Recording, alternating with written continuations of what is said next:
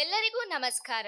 ಇವತ್ತು ನಾನು ಆಧುನಿಕ ತಂತ್ರಜ್ಞಾನ ಬಗ್ಗೆ ಒಂದೆರಡು ಮಾತನಾಡಲು ಇಚ್ಛೆ ಪಡುತ್ತಿದ್ದೇನೆ. ನಾವೆಲ್ಲರೂ 21ನೇ ಶತಮಾನದಲ್ಲಿದ್ದೇವೆ. ವಿಜ್ಞಾನ ತಂತ್ರಜ್ಞಾನದಲ್ಲಿ ಬಹಳ ಮುಂದಿದ್ದೇವೆ. ಆಧುನಿಕ ತಂತ್ರಜ್ಞಾನವು ನಮ್ಮ ಜೀವನದ ಪ್ರತಿಯೊಂದು ಅಂಶದಲ್ಲೂ ಮಹತ್ವದ ಪಾತ್ರ ವಹಿಸುತ್ತದೆ. ಇದಿಲ್ಲದೆ ಜೀವನವೇ ಇಲ್ಲ ಎನ್ನುವಷ್ಟರ ಮಟ್ಟಿಗೆ ನಾವು ಇದಕ್ಕೆ ಹಾಸುಹೊಕ್ಕಾಗಿದೆ. ಇದು ಆರೋಗ್ಯ, ಸಂವಹನ, ಮನೋರಂಜನೆ ಅನೇಕ ಕ್ಷೇತ್ರದಲ್ಲಿ ತನ್ನದೇ ಆದ ಚಾಹವನ್ನು ಮೂಡಿಸಿದೆ. ಸ್ನೇಹಿತರೆ, ಶಿಕ್ಷಣ ಕ್ಷೇತ್ರದಲ್ಲಿ ತಂತ್ರಜ್ಞಾನವು ನಮ್ಮ ಕಲಿಕೆಯನ್ನು ಸುಲಭ ಮತ್ತು ಆಸಕ್ತಿದಾಯಕವಾಗಿಸಿದೆ. ಆನ್ಲೈನ್ ಸಂಪನ್ಮೂಲಗಳು, ಶೈಕ್ಷಣಿಕ ಅಪ್ಲಿಕೇಶನ್ಗಳು ಮತ್ತು ಡಿಜಿಟಲ್ ಕಲಿಕೆನಿಂದಾಗಿ ನಮ್ಮಂತಹ ವಿದ್ಯಾರ್ಥಿಗಳಿಗೆ ಅಧ್ಯಯನ ಮಾಡಲು ಸುಲಭವಾಗಿದೆ. ಇನ್ನು ಸಂವಹನ ಕ್ಷೇತ್ರದಲ್ಲಿ ಹೇಳುವುದಾದರೆ, ಈ ತಂತ್ರಜ್ಞಾನದ ಬೆಳವಣಿಗೆಯಿಂದಾಗಿ ನಮ್ಮ ಇಡೀ ಜಗತ್ತು ಚಿಕ್ಕದಾಗಿದೆ. ಅಂದರೆ ಈ ತಂತ್ರಜ್ಞಾನದ ಬೆಳವಣಿಗೆಯಿಂದಾಗಿ ಸಾಮಾಜಿಕ ಜಾಲತಾಣಗಳು, ವಿಡಿಯೋ ಕರೆಗಳು ಮತ್ತು ಇಮೇಲ್ನಿಂದಾಗಿ ನಾವು ಜನರನ್ನು ಈ ಪ್ರಪಂಚದ ಯಾವ ಮೂಲೆಯಲ್ಲಿದ್ದರೂ ಸಂಪರ್ಕಿಸಬಹುದು. ವೈದ್ಯಕೀಯ ಉಪಕರಣ ಮತ್ತು ಚಿಕಿತ್ಸಾ ವಿಧಾನಗಳಲ್ಲಿ ತಂತ್ರಜ್ಞಾನವು ಈಗಾಗಲೇ ಸಾಕಷ್ಟು ಪ್ರಗತಿ ಸಾಧಿಸಿದ್ದು, ರೋಗ ಪತ್ತೆ ಹಚ್ಚಲು ಮತ್ತು ಅದಕ್ಕೆ ಸೂಕ್ತ ಪರಿಹಾರ ನೀಡಲು ಸಹಾಯವಾಗಿದೆ.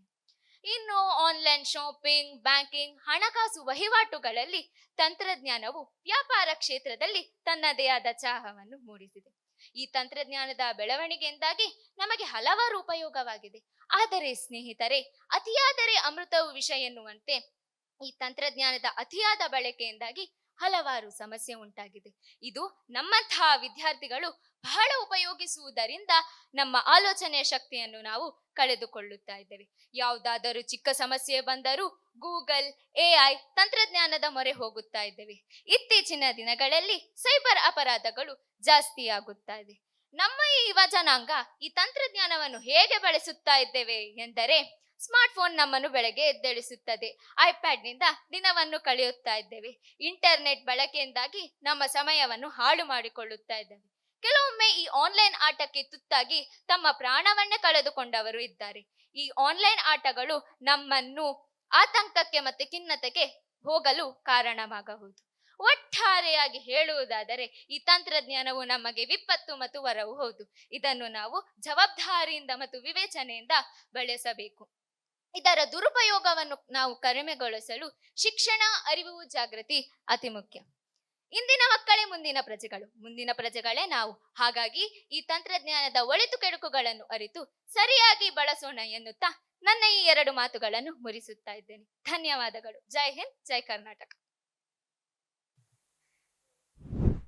ಆಧುನಿಕ ತಂತ್ರಜ್ಞಾನ ನಿಮ್ಮ ಟಾಪಿಕ್. ಹೌದು. ನೀವು ಮಾತನಾಡಿದ್ದು ಮೊಬೈಲ್, ಇಂಟರ್ನೆಟ್, JCB ಒಂದು 10 ಮಂದಿಯ ಕೆಲಸವನ್ನ ಉಳಿಸ್ತದೆ ಅಲ್ವಾ? ಹೌದು.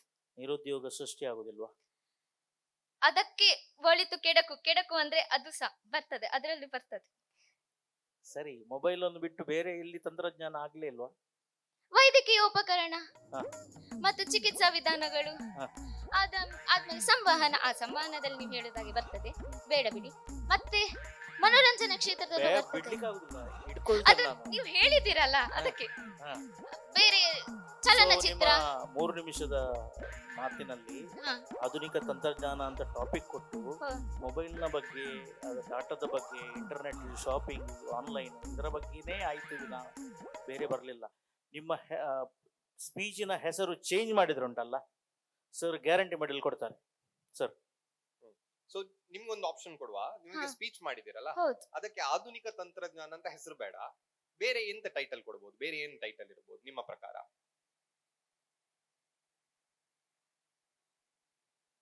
ಆಧುನಿಕ ತಂತ್ರಜ್ಞಾನವಲ್ಲ ಅದು. ಇಲ್ಲ, ಆಧುನಿಕ ತಂತ್ರಜ್ಞಾನ ಇನ್ನೂ ಸುಮಾರು ಬರ್ತದಲ್ಲ. ನೀವು ಸುಮಾರು ಇದ್ದದಲ್ಲಿ ನಾನು 3 ನಿಮಿಷಕ್ಕಾಗಿ ಇದನ್ನೆಲ್ಲ ತಗೊಂಡು ಬಂದಿದ್ದೇನೆ. ಆಧುನಿಕತೆಯಲ್ಲಿ ನಾವು ಅಂತ ಹೇಳಿ ನೀವು ಕೊಟ್ಟಿದ್ರುಂಟಲ್ಲ ಟಾಪ್. ನಿಮ್ಮ ವಾಯ್ಸ್ ವೇರಿಯೇಷನ್, ಜೆಸ್ಚರ್ಸ್, ಸ್ಮೈಲ್ ಎಲ್ಲವೂ ಟಾಪ್. ನಿಮಗೆ ವೈಟಿಂಗ್ ನಲ್ಲಿ ಇಡ್ಲಿಕ್ಕೆ ಆಗೋಲ್ಲ. ನಿಮ್ಮ ಹೆಸರು ಚೇಂಜ್ ಅಂತ, ಸ್ಪೀಚಿನ ಹೆಸರು ಆಚೆ ಈಚೆ ಆದ್ರೂ ಕೂಡ ತೊಂದರೆ ಇಲ್ಲ. ಏನ್ ಮಾಡುವ? ತಗೊಳ್ಳುವ ಸರ್, ತಗೊಳ್ಳ. ಸ್ಮೈಲ್ ಚಂದ ಉಂಟಲ್ಲ, ತಗೊಳ್ಳ. ಸ್ಮೈಲ್ಗೋಸ್ಕರ ತಗೊಳ್ಳೋದಾ? ಸ್ಮೈಲ್ಗೋಸ್ಕರ ತಗೊಳ್ಬೇಕಾ ಅಥವಾ ನಿನ್ನ ಪ್ರಕಾರ ನಿನ್ನ ಸ್ಪೀಚ್ ಹೇಗಿತ್ತು? ನನ್ನ ಬೆಸ್ಟ್ ಕೊಟ್ಟಿದ್ದೇನೆ ನಾನು. ಇನ್ನು ನಿಮ್ಗೆ ಬಿಟ್ಟದ್ದು. ನಾವು ಕೊಡೋದಿದ್ರೆ ಬೈತಿ ಹೊರಗೋಗಿ. ಬೈಯುವುದಿಲ್ಲ, ಬೇಜಾರಾಗ್ತದೆ. ಬೇಜಾರು ಯಾರಿಗೆ ಆಗುದಿಲ್ಲ? ಬೇಜಾರಾದ್ರೆ ಭರತನಾಟ್ಯದಲ್ಲಿ ಇದೆಯಾ? ಇದ್ದೇನೆ. ಭರತನಾಟ್ಯದಲ್ಲಿ ಇದ್ದಿ, ಯಕ್ಷಗಾನದಲ್ಲಿ ಇದ್ದೇನೆ, ವೆಸ್ಟರ್ನ್ ಅಲ್ಲಿ ಇದ್ದೇನೆ. ಹೌದಾ? ಹಾಗಾಗಿ ಮಾತುಗಾರಿಗೆ ಬರ್ಲೇಬೇಕಲ್ವಾ? ಮತ್ತೆಂತ ನಾವು ಜಡ್ಜ್ ಮಾಡುದು ನಿನ್ನ? ತೆಗೋ ಬಾ. ಕಂಗ್ರ್ಯಾಚುಲೇಷನ್ಸ್. ಏನ್ ಹೆಸರು? Sharadi. Congratulations, god bless you, all the best. Yes. ಅಬ್ಬಬ್ಬಾ, ಎಷ್ಟು ಖುಷಿ ಕಾಣ್ತಾ ಇದೆ. ಸೊ ನೀವು ಸೆಲೆಕ್ಟ್ ಆಗಿದ್ದೀರಾ, ಅಭಿವ್ಯಕ್ತದಲ್ಲಿ ಸೆಲೆಕ್ಟ್ ಆಗಿದ್ದಕ್ಕೆ ಎಷ್ಟು ಖುಷಿ ಇದೆ ನಿಮಗೆ? ತುಂಬಾ ಖುಷಿ ಇದೆ. ನೋಡಿದ್ರೆ ಗೊತ್ತಾಗ್ತಿದೆ ಅಲ್ವಾ? ಸೊ ಇಲ್ಲಿ ಆಂಗ್ಲ ಮಾಧ್ಯಮದಲ್ಲಿ ಕಲಿತಾ ಇದ್ರು ಕೂಡ ನಿಮ್ಮ ಕನ್ನಡದ ಸ್ಪಷ್ಟತೆಯನ್ನು ನೋಡುವಾಗ ಒಬ್ಬ ಭಾಷಣಗಾರನಿಗೆ ಇರುವ ಒಂದು ಕ್ವಾಲಿಟೀಸ್ ಅಂತ ಏನು ಹೇಳ್ತೇವೆ ಇದು ಸ್ಪಷ್ಟವಾಗಿ ಕಾಣ್ತಾ ಇದೆ ನಮಗೆ. ಸೊ ಯಾವ ರೀತಿಯಲ್ಲಿ ಪ್ರಿಪ್ರೇಷನ್ಸನ್ನು ನೀವು ಅಭಿವ್ಯಕ್ತಕ್ಕೆ ಮಾಡ್ಕೊಂಡ್ರಿ? ನಾನು ಆ್ಯಕ್ಚುಲಿ ನಾಳೆ ಎಕ್ಸಾಮ್ ಉಂಟು ನನಗೆ, ಆದರೂ ಸಹ ಇವತ್ತು ಬಂದು ಮಾಡ್ತಾ ಇದ್ದೇನೆ. 2-3 ದಿವಸದಿಂದ ಡೈಲಿ ಪ್ರಾಕ್ಟೀಸ್ ಮಾಡ್ತಾ ಮಾಡ್ತಾ ಮಾಡ್ತಾ ಇವತ್ತು ಇದಕ್ಕೆ ಬಂದಿದ್ದಾರೆ. ಜಡ್ಜಸ್ ಕೂಡ ನಿಮಗೆ ಒಳ್ಳೆ ರೀತಿಯ ಸರ್ಪ್ರೈಸನ್ನು ಕೊಟ್ಟರು ಅಂತ ಹೇಳ್ಬೋದು. ಕಮೆಂಟ್ಗಿಂತ ಜಾಸ್ತಿ ಸರ್ಪ್ರೈಸ್ ಜಾಸ್ತಿ ಆಗಿತ್ತು. ಜಡ್ಜಸ್ ಕಮೆಂಟ್ ಬಗ್ಗೆ ಏನು ಹೇಳ್ತೀರಾ? ಮೊದಲು ನನ್ನ ಫ್ರೆಂಡ್ಸ್ ಎಲ್ಲ ಹೋಗಿದ್ರು, ವಾಪಸ್ ಬರೋಕೆ ಅವ್ರು ಹಾಗೆ ಮಾಡ್ತಾರೆ ಹೀಗೆ ಮಾಡ್ತಾರೆ ಅಂತ ಹೇಳಿದ್ರು. ಅದಕ್ಕೆ ನಾನು ಕ್ಯಾಶುವಲ್ ಆಗಿ ಫ್ರೆಂಡ್ಸ್ ಹತ್ರ ಹೇಗೆ ಮಾತಾಡ್ತೇವೆ ಹಾಗೆ ಮಾತಾಡುವ ಅಂತ ಅಂದ್ಕೊಂಡೆ. ಆಮೇಲೆ ಅಲ್ಲಿ ಹೋಗುವಾಗ ಡಗ್ ಡಗ್ ಡಗ್ ಆಯಿತು, ಆದರೂ ಸಹ ಮಾತಾಡಿದೆ ನಾನು. ಬಟ್ ಡಗ್ ಡಗ್ ಆದರೂ ಜಡ್ಜಸ್ಗೆ ಡಗ್ ಡಗ್ ಆಗೋ ಥರ ಮಾತಾಡಿದ್ರಿ ನೀವು ಅಲ್ವಾ? ಸೊ ಎನಿವೇಸ್ ಒಳ್ಳೆ ಕಾಂಪ್ಲಿಮೆಂಟ್ ಸಿಕ್ಕಿದೆ ನಿಮಗೆ. ಸೊ ಮುಂದಿನ ಪ್ರಿಪ್ರೇಷನ್ಸನ್ನು ಒಳ್ಳೆ ರೀತಿಯಲ್ಲಿ ಮಾಡಿಕೊಳ್ಳಿ ಆ್ಯಂಡ್ ನಿಮ್ಮನ್ನು ನಮಗೆ ಫೈನಲ್ ತನಕ ನೋಡುವ ಆಸೆ ಇದೆ. Congratulations and all the very best. Thank you.